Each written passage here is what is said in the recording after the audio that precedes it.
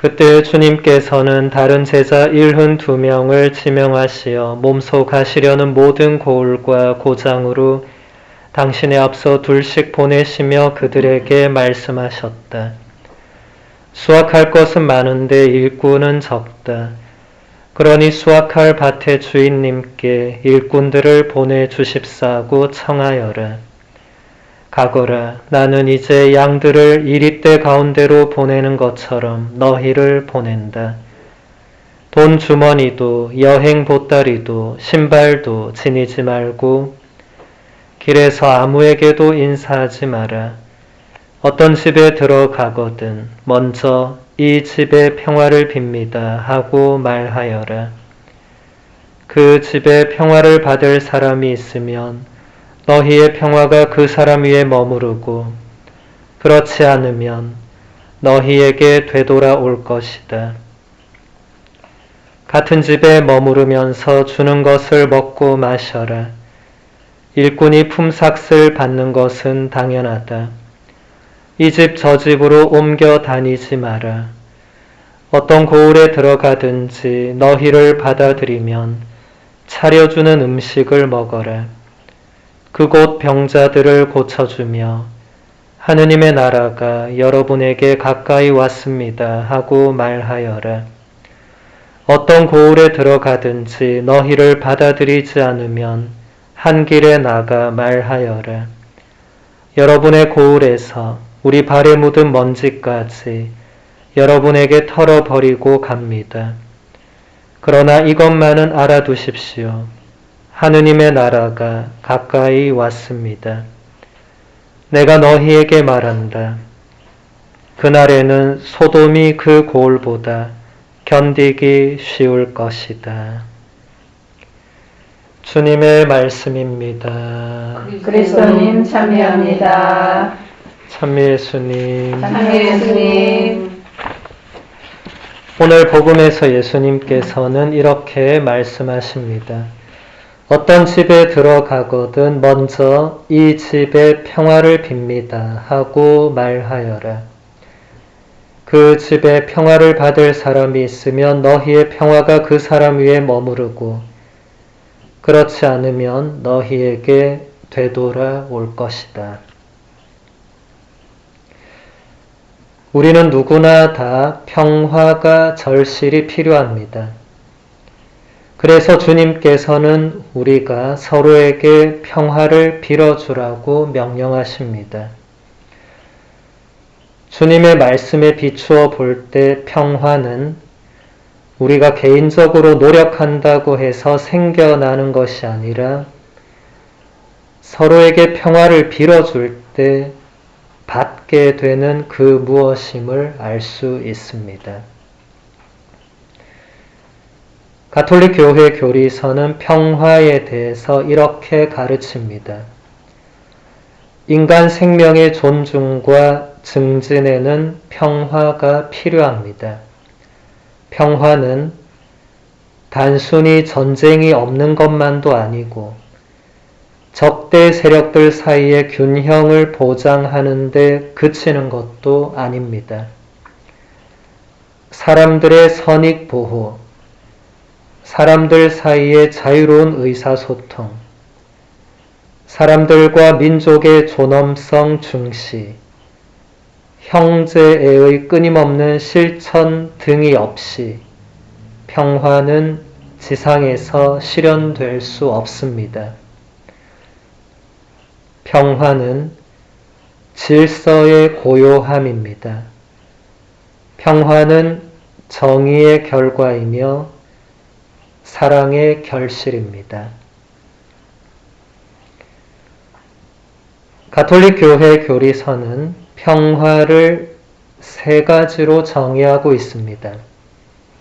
질서의 고요함, 정의의 결과, 사랑의 결실.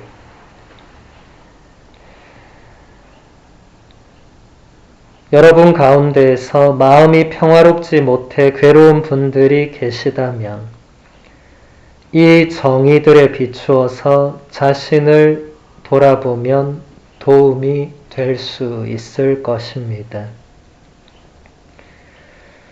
프란치스코 교황님은 지난 2015년에 찬미 받으소서라는 회칙을 반포하셨는데 그 회칙에서 평화에 대하여 이렇게 말씀하십니다. 어느 누구도 스스로 평화롭지 않고서는 절제하면서도 만족한 삶을 이룩할 수 없습니다. 영성에 대한 바른 이해는 평화가 전쟁이 없는 상태보다 더 넓은 의미를 지닌 것으로 보는 것과 부분적으로 관련됩니다. 내적 평화는 생태계 보호와 공동선과 밀접한 관련이 있습니다. 제대로 이루어진 내적 평화는 삶의 깊이로 이끄는 경탄의 능력이 함께하는 조화로운 생활 양식에 반영됩니다. 자연은 사랑의 언어로 넘치지만 소음이 계속되고 근심과 혼란이 이어지며 겉모습만이 숭배된다면 어떻게 우리가 거기에 귀를 기울일 수 있겠습니까? 오늘날 많은 사람들이 부조화를 느낍니다. 그래서 사람들은 늘 서두르면서 마치 자신이 뭔가를 이룩하고 있다고 느끼고자 일을 최대한 빨리 처리합니다. 그런데 그러다 보면 사람들은 다시 주변을 엉망으로 만들어 버립니다. 프란치스코 교황님은 우리의 내적 평화를 방해하는 요소들을 소음과 근심, 혼란과 겉모습 숭배, 부조화, 서두름 등으로 이야기하고 있습니다. 여러분 가운데 마음이 평화롭지 못해 괴로운 분이 계시다면 이 것들에 비추어서 자신을 돌아보면 도움이 될 수 있을 것입니다. 개인적으로 자신의 내면을 돌아보면서 평화를 이루는데 중요한 요소들을 추구하고 평화를 방해하는 요소들을 찾아서 고쳐나가는 것도 물론 중요한 일이지만 그보다 더 중요한 것은 참된 평화가 어디서 오는지를 아는 것입니다. 사도 바오로가 에페소인들에게 보낸 편지에서 그 답을 이렇게 말하고 있습니다.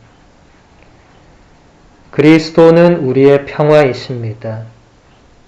그분께서는 당신의 몸으로 유다인과 이민족을 하나로 만드시고 이 둘을 가르는 장벽인 적개심을 허물으셨습니다. 또 그 모든 계명과 조문과 함께 율법을 폐지하셨습니다. 그렇게 하여 당신 안에서 두 인간을 하나의 새 인간으로 창조하시어 평화를 이룩하시고 십자가를 통하여 양쪽을 한 몸 안에서 하느님과 화해시키시어 그 적개심을 당신 안에서 없애셨습니다. 이렇게 그리스도께서는 세상에 오시어 멀리 있던 여러분에게도 평화를 선포하시고 가까이 있던 이들에게도 평화를 선포하셨습니다. 평화는 예수 그리스도에게서 온다는 것을 바오로 사도가 잘 가르쳐주고 있습니다. 오늘 미사 중에 평화의 원천이신 예수님께 주님만이 주실 수 있는 평화를 선물해 달라고 청하도록 합시다. 아멘.